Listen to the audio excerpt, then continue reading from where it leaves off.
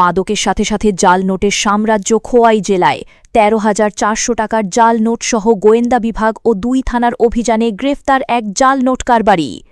জাল নোটের কারবার এবং মাদকের সমান্তরাল সাম্রাজ্য বিস্তারের এক বিপজ্জনক সাম্রাজ্যে রূপান্তরিত হয়েছে খোয়াই জেলা।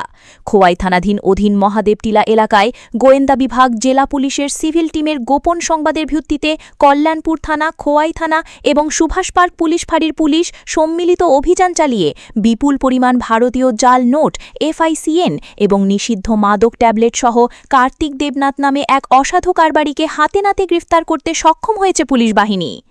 পুলিশ সূত্রে জানা গেছে, গোয়েন্দা বিভাগ সূত্রে খবর আসে যে মহাদেবটিলা এলাকার বাসিন্দা কার্তিক দেবনাথ দীর্ঘদিন ধরে গোপনে জাল নোট বাজারে ছাড়ার কারবার চালিয়ে আসছিল। এই তথ্যের উপর ভিত্তি করে প্রথমে কল্যাণপুর থানা, এরপর খোয়াই থানা ও সুভাষ পার্ক পুলিশ ফাঁড়ি থেকে পুলিশ টিম আজ মহাদেবটিলা এলাকায় ওই ব্যক্তির ডেরায় আচমকা হানা দেয়। তল্লাশি অভিযানে পুলিশ ধৃতের হেফাজত থেকে মোট ১৩,৪০০ টাকার নিখুঁত জাল নোট উদ্ধার করে। পুলিশ জানিয়েছে, উদ্ধার হওয়া জাল নোটগুলির মধ্যে ৫০০ টাকার নোট ১৮টি, ২০০ টাকার নোট ১২টি এবং ১০০ টাকার নোট ২০টি সহ মোট ১৩,৪০০ টাকার সুনির্দিষ্ট বিন্যাসের জাল ভারতীয় নোট উদ্ধার হয়েছে।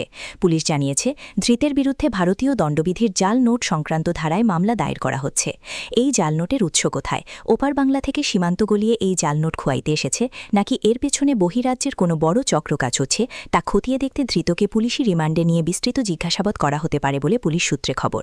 খোয়াই জেলায় এই ধরনের জাল নোট কারবার ফাঁসের ঘটনায় তীব্র চাঞ্চল্য ছড়িয়েছে।